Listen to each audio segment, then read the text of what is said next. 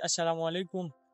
मैं फील्ड पर मौजूद हूँ। मेरे पास हमारा एक प्रोग्रेसिव फार्मर है तो आसिफ भाई का एक दोस्त आज हमारे पास आया है, फरमान भाई।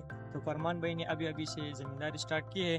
तो अभी हम फरमान भाई से बात करते हैं, उनसे पूछते हैं कि उनके पास कितना ज़मींदारी है और वो किसान दुकान के बारे में क्या कहता है। फरमान भाई, क्या हाल है? ठीक है आप? शुक्र जी।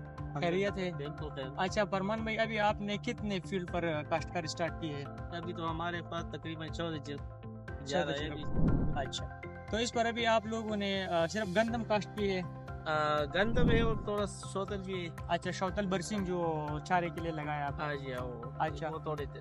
तो किसान दुकान के बारे में आपसे क्या आइडिया, कहाँ से आया और किसान दुकान का विजिट आपने किया, तो अभी आपका क्या एक्सपीरियंस रहा?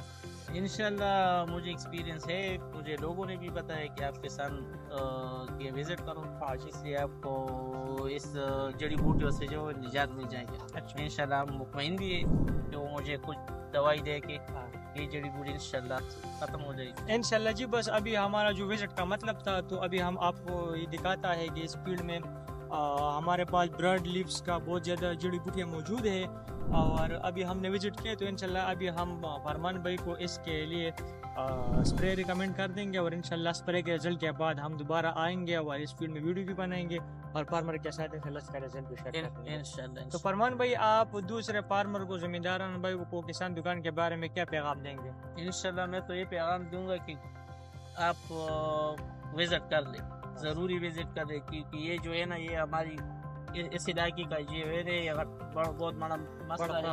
हाँ, ये इंशाल्लाह हल हो जाएगा इंशाल्लाह। ठीक है भाई, बहुत शुक्रिया।